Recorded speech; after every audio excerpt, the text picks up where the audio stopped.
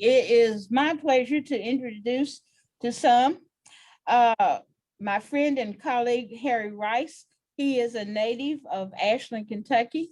He's a graduate of Union College and of the University of Kentucky Library Program. He's a sound archivist here at Berea College since 1996. And I want to say he specializes in anything of sound, but traditional music, folklore, and oral histories. So welcome, Harry Rice. Okay, I need to share my screen now. You can share your screen.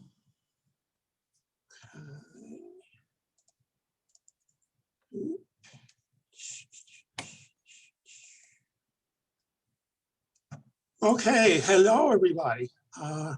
Thanks very much. Just a minute. Thanks very much for being here. It's a great opportunity. I appreciate so much the folks that are here. I suspect that I have a lot to learn from many of you who have been in this area maybe longer than I have, and have picked up a lot of history and information over the years about Red Foley. But I'll sort of start with the very basics. And if folks who only had heard his name and did the usual thing these days and went to Google, you would very fast become kind of overwhelmed with images. And if you went to Wikipedia and other places, lots of written material about Red Foley's history and place in country music. So I think I'll, rather than that kind of thing, would try to go back and do the very basic kind of information to begin with. When Clyde Julian Foley was born in 1910, passed away in 1968. Quite a young person by today's standards, and an American singer, radio and TV personality. His parents, Benjamin Harrison Foley and Catherine Katie Haley, his brother Clarence, his wives, Exie Pauline Cox, Eva Overstake, and Sally Sweet, his children, Betty, Shirley, Jenny Lou, and Julianne. Again, why is Red Foley important? We know that he started out quite early, showing a remarkable musical talent, musical family. He was perhaps can't think of the word, but anyway, he was given musical performances in his dad's store, played a variety of instruments. So still, that description could fit a lot of folks, but none of us, at least, have a highway marker in our honor. I don't think any place. And so folks who live at least in Berea maybe are familiar with the highway marker out near Menelaus Road, going out toward the railroad. And this side and the other side of the marker kind of summarize an awfully lot of Red Foley's, who he was and what he did. And we'll talk, I hope, a good bit in detail about these various aspects of his career. The highway marker was originally put up to commemorate the home where he grew up here in Berea.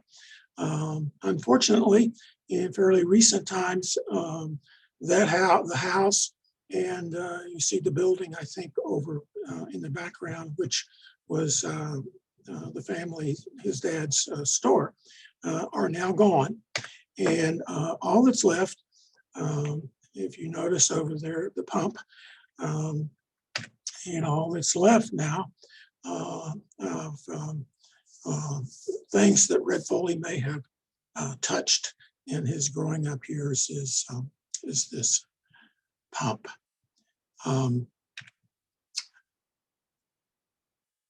The other thing that some folks at least know about Red Foley is that Foley Middle School, which was opened in his honor in 1978, is here in Berea. And there is a modest exhibit of his about his place in the history of the town and country music there in the school library. But to sort of start back with Red, his growing up years, his pre-college education was a whole lot within the various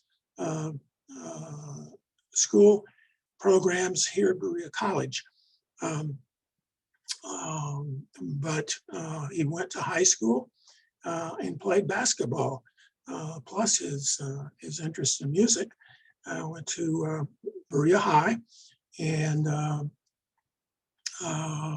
was the just to be sure, this is Red Foley here, and this is the 1929 basketball team. And some of you may know much better than I who some of the other folks in this photograph are.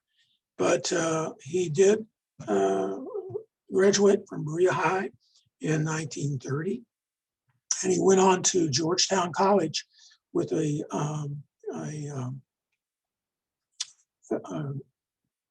scholarship, music scholarship. So that would make him 20, 21 by that time. But during that year at Georgetown, he came to the attention of talent scouts, I suppose would be the best term to use, from the very well known at the time National Barn Dance in Chicago on radio station WLS. And he got this letter in February of 1931 from John Lair. Folks also will probably recognize his name as the founder of the Renfro Valley Barn Dance. But at the time, Mr. Lair was an independent, sort of on the side. He worked for the Liberty Mutual Insurance Company, but he was recruiting talent, especially from this area, to appear with the string band that he managed, the Cumberland Ridge Runners. And this is a kind of a pretty remarkable letter, I think, in that John Lair very much was encouraging Red Foley to come to Chicago, even though he had not, he says in the letter, he had not heard him sing, but he had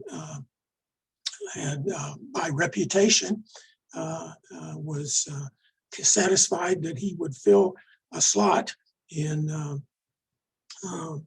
the band, the Cumberland Ridge Runners. And he went on to talk about details of what he might expect. That is, the band was being paid $50 a week, but Mr. Lair took out 20% for his management fees. And but there was a lot of opportunity for extra income from personal appearances. So it seems like he went to quite a bit of pains to tell Red what to expect and to encourage him strongly to get up there as fast as he could. And what he was actually getting Red Foley into in association with these folks. That's John Lair, and this is Carl Davis and Hartford Taylor. The three of them, all from Rockcastle County, who had gone to Chicago and were doing fairly well on the National Barn Dance as part of the Cumberland Ridge Runners. But what Red Foley was getting into was this major barn dance program that was heard every week on Chicago's WLS. They're pretty much in the middle, and is Red Foley. And he was going to be a part of the Cumberland Ridge Runners. This is the full band. And we'll see that he was given various roles to play. Here he's pretty obviously quite a young man, along with a variety of other folks here, along with Lair. Lair is not a musician.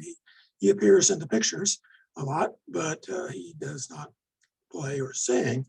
But at times, Red is pictured, portrayed as sort of the silly kid, along with various other comic figures, sometimes just as himself. This is part of the National Barn Dance cast who put on a show flying above Chicago, obviously in an airplane. I think this may be maybe one of the youngest pictures showing Red, the youngest, during the time soon after he arrived. And but he worked on these various roles, and by 1933 he was encouraged to make his first recording. And John Lair, of course, had something to do with it because he wrote this song. But here is the first commercial recording.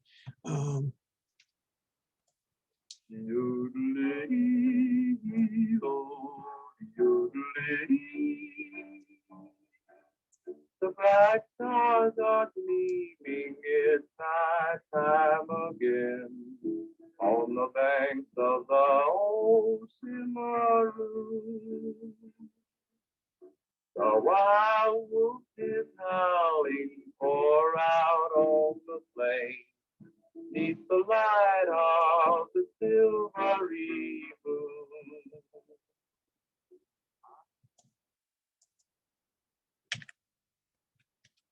The thing that will show up with several of other recordings that Foley made at the time was very common for country, what we would call country music singers, to be portrayed as cowboys. And the people at WLS were no different. And they hoped to make the point that Red Foley had credentials as a cowboy. And to that end, showing that you can't believe everything you find on Google, they published this feature in a fan magazine that suggested, made very clear that although he's not a native of Kentucky, but he was born in New Mexico, which is really, everything we know is not true. But and he was only there for a year, but that gave him some credentials to say that he had some contact with what it was like to be a cowboy. So anyway, one of the other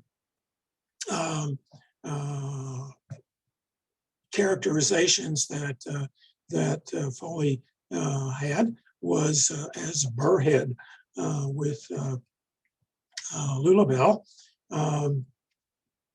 Her name is Myrtle Cooper from North Carolina. And I was disappointed when I came across this recording. I thought I was going to hear Red and Lulu sing, but this is just Red playing the guitar. So at least we know he can play the guitar. Everybody has a weakness for the funniest thing. Some like ketchup in their soup and some like chicken wings. I'm no different from the rest, 'cause I've a weakness too. But here is what I like the best, and so I'm telling you. I'm Daffy, I'm Daffy, I'm Daffy. Okay. I like ketchup in my soup, by the way. That was interesting. So anyway, Red was, again, as I said, pictured variously. Over time, he kind of evolved into being more, maybe just because he aged a few years, as being a little bit more refined. And you'll notice much of the time, Red and others are not wearing cowboy outfits, but if anything, they're rural or mountain folks with boots and open shirts, that kind of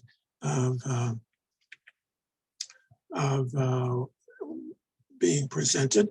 And he pretty soon got featured on the WLS Weekly radio magazine. So, and all this time, he was writing home to folks at home, sending his parents clippings from the various personal appearances that he and the Cumberland Ridge Runners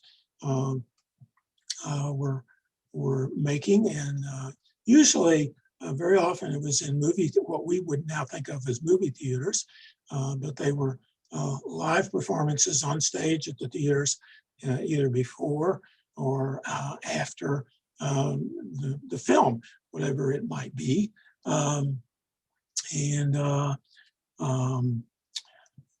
You can see that, at least in this photo, the silly kid portrayal of Red is being pictured.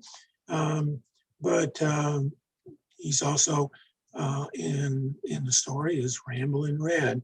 And he one of the things he sent home to folks was this contract, just to be sure that folks understood that he was doing pretty well. This is a contract for an appearance, not an annual contract, but a appearance on, in this case, Friday, November the 18th, 1932, at a theater, I think. But we can see that he was being paid $175. And very likely the WLS Artist Bureau was getting a cut of this. But nonetheless, for the day, for the time, I suspect that was a fairly good amount of money in terms of the way things were in the country at the time. So some of the other, he recorded made several records during the Chicago time, and these are just a few of those titles, and several others. One in particular was 1936, Old Shep, which was a song that Red wrote himself about a dog that he had. And it's a very sad song, but it's remarkable. He recorded it several times over the years. And other folks as well over the years picked this up. Hank Snow, Elvis, Johnny Cash, the Everly Brothers, Pat Boone. Remarkable interest this song had for folks. So we'll hear a little bit of that.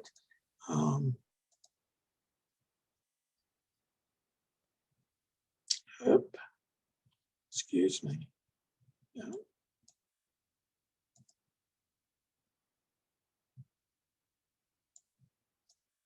Well,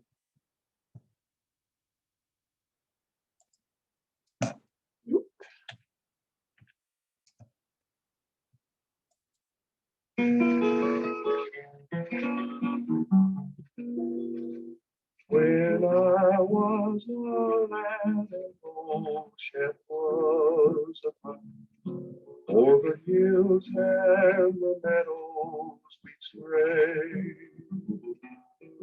Just a boy and his dog, we were both full of fun, and we grew up together that way. I remember the time at the old swimming hole when I would have found beyond doubt. But Shep was right there to the rescue he came, and he jumped in and helped pull me out. The years sped along, and at last he grew old.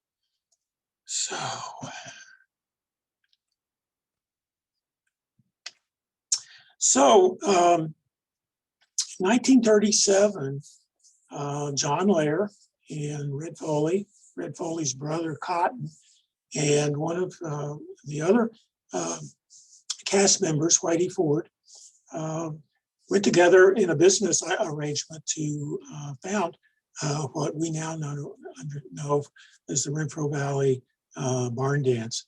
And that meant moving it, first of all, to Cincinnati and starting the Barn Dance program on station WLW. And in the meantime, John Lair was building a barn. He always had the idea that he wanted to have a barn dance in a real barn rather than a city theater. So pretty soon, over more than a year after broadcasting in Cincinnati and in Dayton, they were able to move the program, the radio program, to this real barn that many of us have seen, is still there in Renfro Valley, to where they broadcast their Renfro Valley Barn Dance. And again, there was a large cast, but this is not WLS National Barn Dance, but the Renfro Valley Barn Dance. And of course, here's Red again, John Lair, Whitey Ford, the comedian who was part of the business arrangement. And the first broadcast from the barn, Red sang a song that John Lair had written, Take Me Back to Renfro Valley.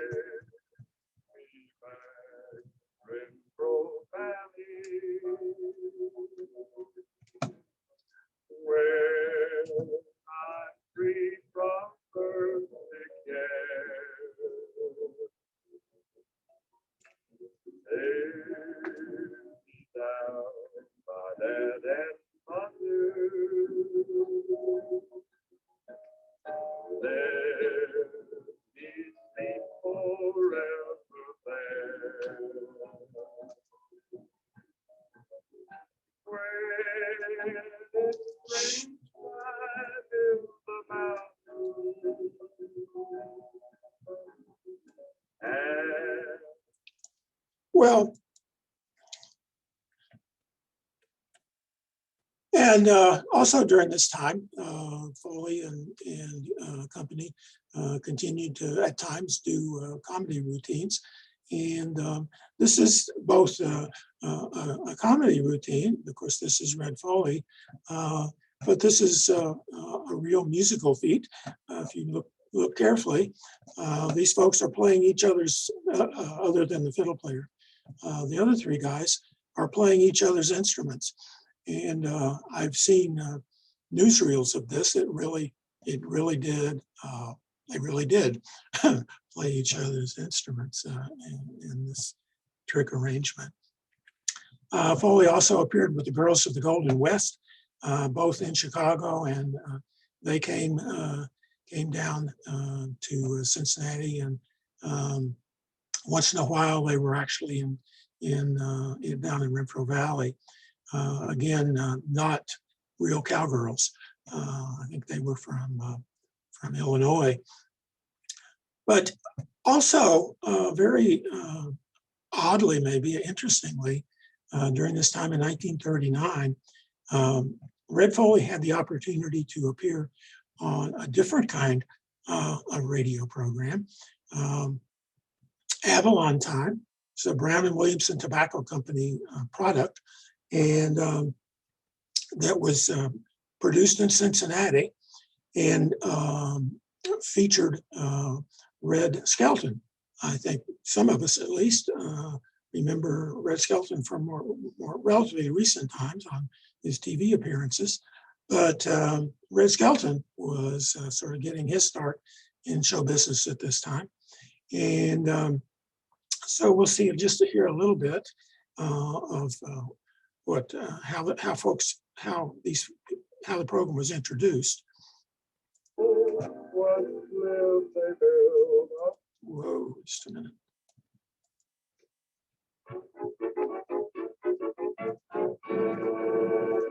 A pack of Avalon cigarettes, please. Yes, sir. Oh, just a moment, sir. Don't forget your change.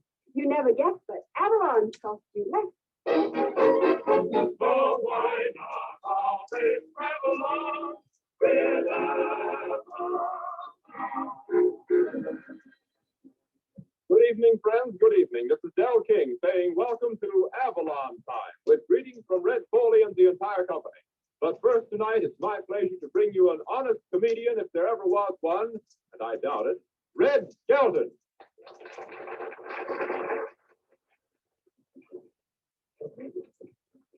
Well, I've been up here seeing you all long enough, so I'll step aside and let Red Foley play through with a cowboy and a lady. Hit it down the fairway, fella. You got a lot of nice people waiting to caddy for you.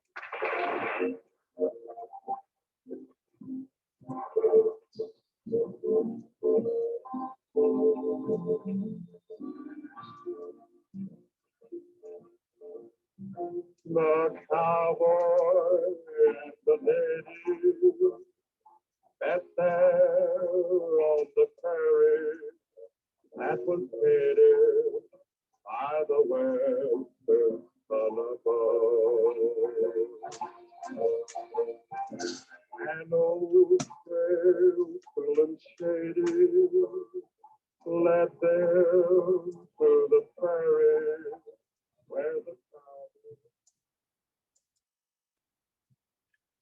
And I think what's interesting about this is a real vivid portrayal that Red Foley's voice fit just fine in something that had in a musical setting that had nothing to do with country music. And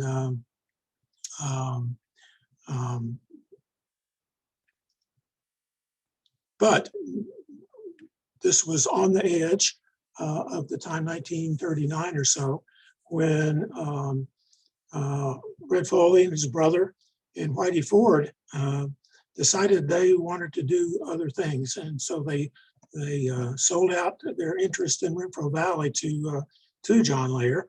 And Red Foley went back to Chicago and WLS and the National Barn Dance. But in 1941, he took time out to appear in a movie, The Pioneers, with Tex Ritter. But mostly he was on WLS and recorded many songs, a number of them we don't know about, didn't make it very big. A lot of these early recordings are only recently on CDs.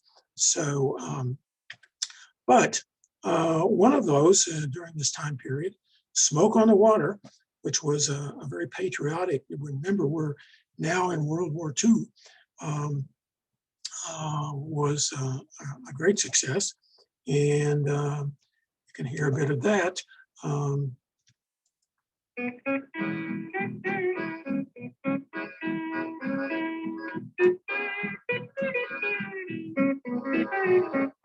There will be a sad day coming for the foes of all mankind. They must answer to the people and its trouble in their mind. Everybody who must fear them will rejoice on that great day when the powers of dictators shall be taken all away. There'll be smoke on the water, on the land and the sea, when our army and navy overtakes the enemy. There'll be smoke on the mountains where the heathen gods stay, and the sun that is rising will go down on that day. For there is a great destroyer made of fire and flesh and steel, rolling toward the foes of freedom. They'll go down beneath its wheels. There'll be nothing left but. And some of the other 1940s one, Night Train to Memphis, is one that I think the Foley recorded more than once, but probably pretty familiar. Take that night train to Memphis, take that night train to Memphis. When you arrive at the station, I'll be right there to meet you. I'll be right there to greet you. So don't turn down my invitation. Hallelujah. Hallelujah.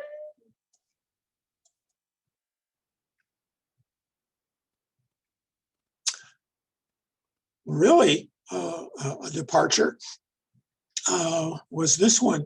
Again, showing, I think, that Red Foley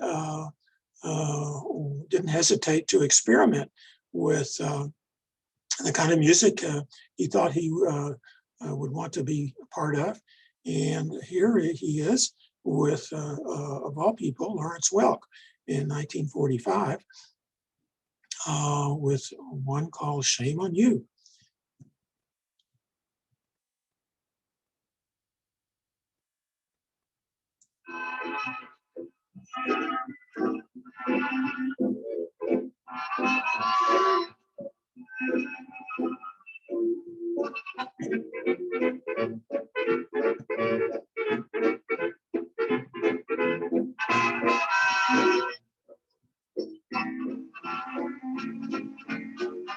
Shame, shame on you.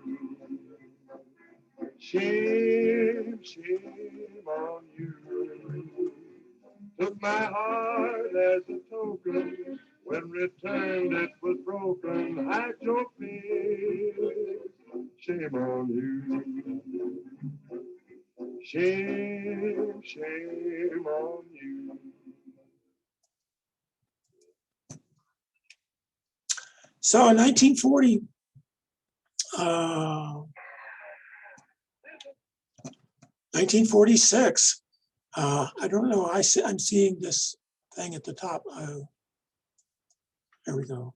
1946, he made the move to Nashville, become the MC on the Grand Ole Opry's NBC program, the one that was heard all over the country, and sponsored by Prince Albert Smoking Tobacco. And this was, would prove to be, many ways, a career making for Red. Here we see part of that emceeing, besides his music, was being a straight man for Minnie Pearl and Rod Brassfield. But here is the beginning of one of the early Opry shows that Red appeared on.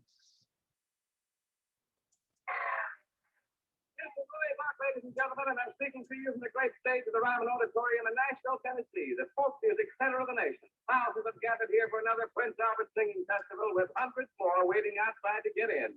Tonight, another big show, headed by Red Foley and Red special guests, Curly, Fox, and Texas Ruby. Yes, and it's all yours to remind you that when you roll your own smoke a pipe, you get more real smoking enjoyment from Prince Albert Smoking Tobacco. Now, the Kentucky Mountain Lark, our star, Red Foley. Certainly, this department's been told this song and story down through the ages. One of the prettiest tunes on the subject is this time I have it called Blue Eyes Crying in the Rain. You don't mind? It's the firelight glow I see her. Blue eyes crying in the rain. As we kiss goodbye and parted, I knew we'd never meet again. Love like a dying bird. Oh, this is really fun. And as I said, he became identified with Rod Brassfield and Minnie Pearl.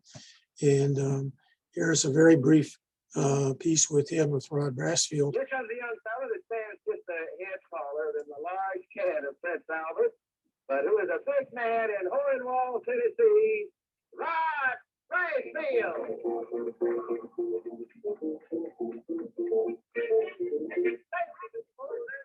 Hey, thank you. Hi, friend. Hey, Mr. Foley, come here. Hey, you know my married sister at home has got a new baby? Got a new baby. And guess what they named it? Right, I have no idea what the name is. They named it Wilkes. Wilkes. How in the world did they ever give a baby a name like Wilkes? Well, every night since it's been there, it's Wilkes up. Here comes. So during the 40s time, he was in Nashville. He went to Nashville. He did many recordings that we probably are familiar with from one time or another.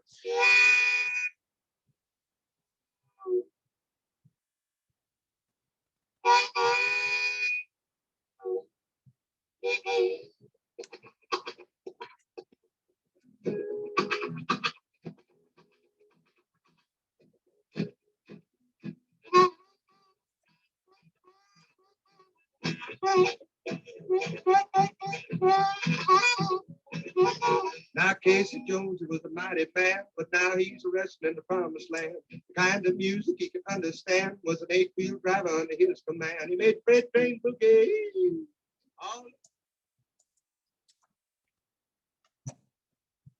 I'm a little bit not sure about how much time we have. I've got several things we could do here, but maybe you would move on to Sugarfoot Rag is one I'm pretty sure that many of us know about.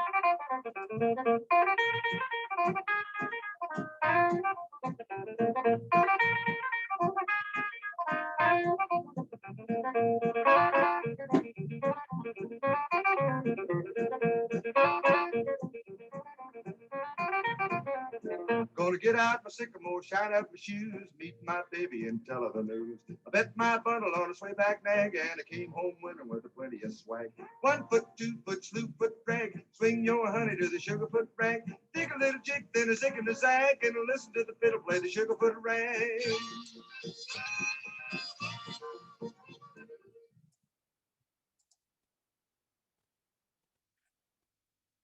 But the most probably remarkable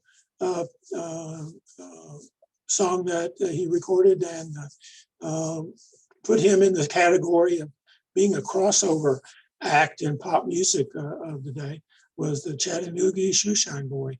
So it turned out to be #1 on both country and pop charts.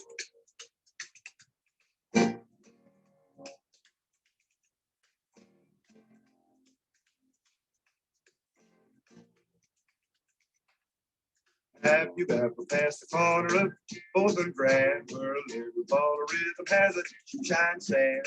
People gather round and they clap their hands. He's a great big bundle of joy. He pops the boogie woogie rag, the Chattanooga shoe shine boy. He charges you a nickel just to shine one shoe. He makes the oldest kind of leather look like new. You feel as though you want to dance when he gets through. He's a great big bundle of joy. He pops the boogie woogie rag, the Chattanooga shoe shine boy. It's a wonder that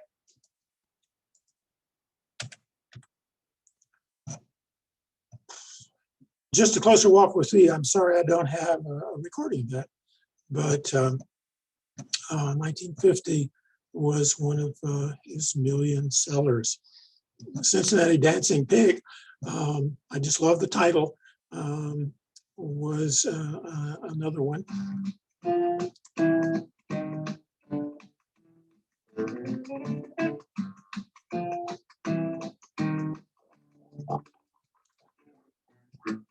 Cincinnati's dancing pig.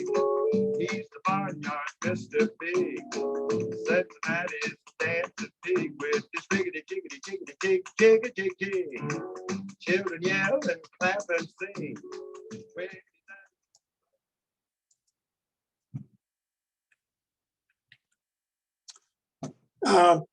Again, I don't have a recording of this, but just to kind of suggest the kind of willingness to cross over in terms of genres, and folks he recorded with was the Andrews Sisters in 1951, Patty, Maxine, and Laverne. But Peace in the Valley was perhaps the most, of many of those, most remarkable. It was the first gospel song of any kind that was a million seller, and turned out to be in the Library of Congress National Recording Register much more recently. So this is Peace in the Valley via YouTube, I think. So please try to not worry too much about the commercials.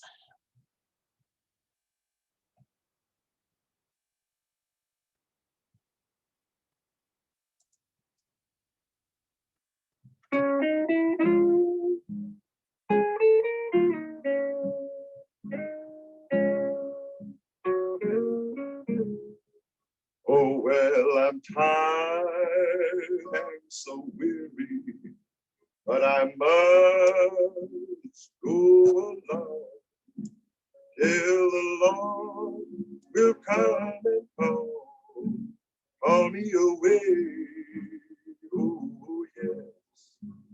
Well, the morning's so bright and the land is the light, and the night is as black as the sea. Oh, yeah.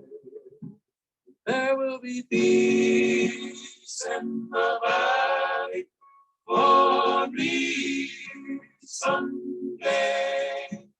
There will be peace.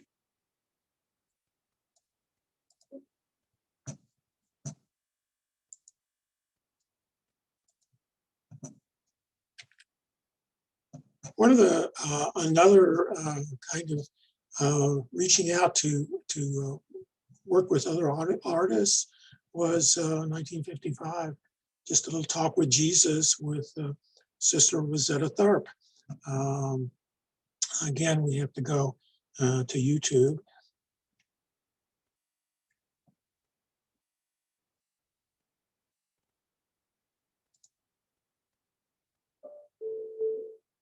This is the checkers game where grandson and granddad were born.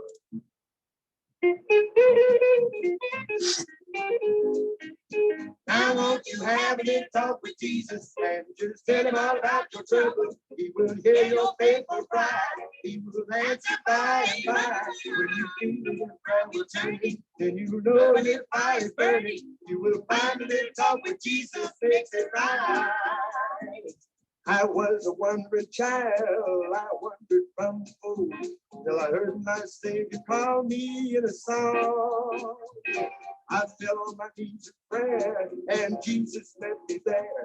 And just a little talk with Jesus made me whole. Now won't you have a little talk with Jesus and just let him out?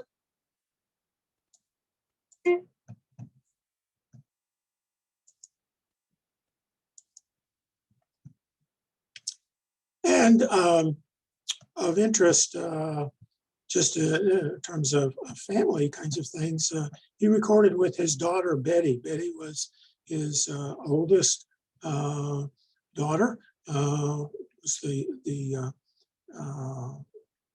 was born to Red's first wife, who died in childbirth, I think.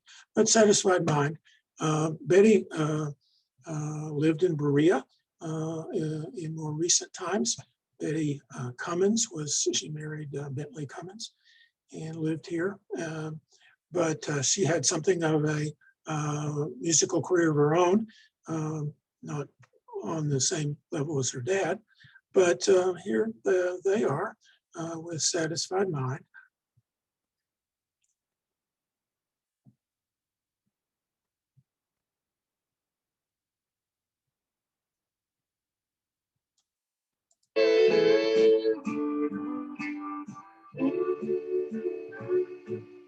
How many times have you heard someone say, if I had his money, I could do things my way?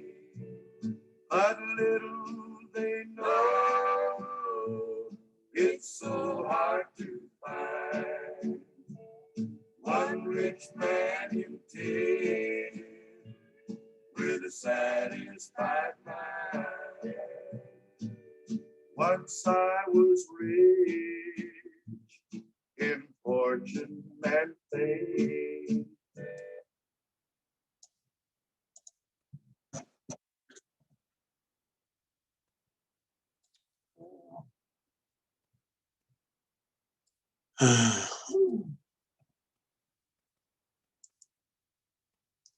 So another way of looking at the numbers during this time period was the large number of solo country entries on I guess the Billboard charts. 38 were top 10, 6 went to number 1.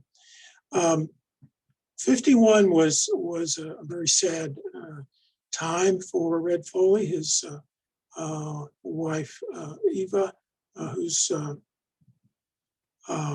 professional name was Judy Martin, took her own life, and there was something of a decline in overall in his working and his appearing professionally. But finally, in 1954, he made the move from the Opry to seemingly of all places in terms of country music, Springfield, Missouri, to host the Ozark Jubilee, which was kind of a new departure in terms of country music at this point. And that it was a TV program, it was radio, but was a nationally televised TV program. So this gave Red Foley an exposure that he hadn't quite had before. And it was certainly an audacious undertaking for the folks in Springfield. Not anything in terms of the way things looked in the way of the Opry, much smaller venue, a local theater, but it was the launch pad for some younger country music folks.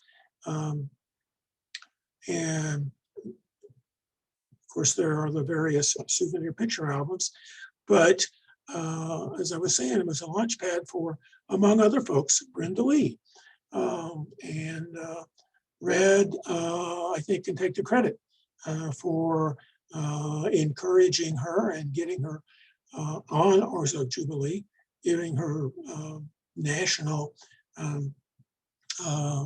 TV exposure that up to that point, at certainly at age 11 or 12, she had not had, and went on to be just this monster talent over many years. And this I found just this afternoon gives you a bit of a feel both for Brenda Lee's talent and even at a fairly late time in Red Foley's career, his being quite with it musically and personally also.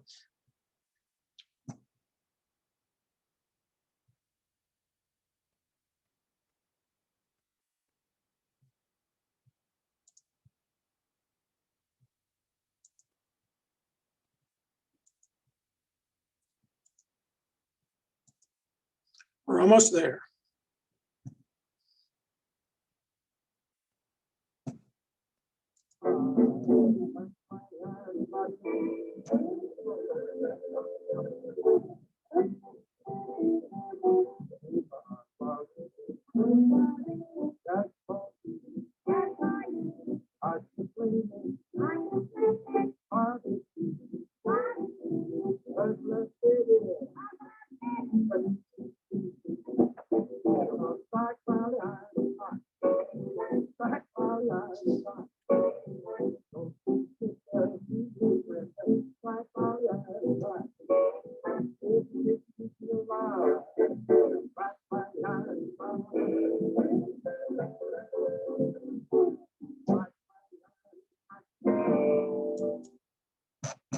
Well, so Red had to, the Ozark Jubilee closed in 1960, partly because of some difficulties Red Foley was having with the IRS, although this turned out to be cleared of any wrongdoing as far as tax evasion. But he also had some personal problems with alcohol. So he moved on, briefly at least, to Hollywood, to Fess Parker, to appear with Mr. Smith Goes to Washington, a TV series. And he was Smith's friendly old philosopher, Uncle Cootie, I think. But anyway, spent a relatively short time in California, and finally came back to Nashville and was performing on the Opry. And 1967, was elected to the Country Music Hall of Fame. First Kentuckian and one of the only 6 then living inductees. And perhaps the wording of the honor sort of sums up some of the obvious strong points that maybe come through in some of the music we've heard. Versatile, he's a moving performer, and was certainly a great influence in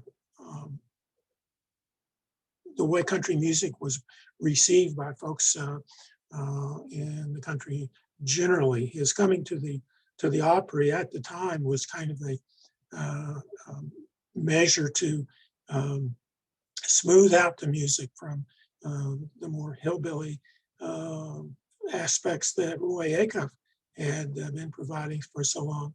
So quite a versatile, influential person music.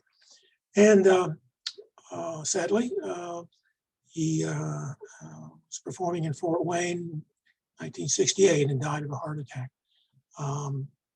And reputed to have sold at least 25 million records. In 1970, Eli Simon established the Red Foley Memorial Music Award at Berea College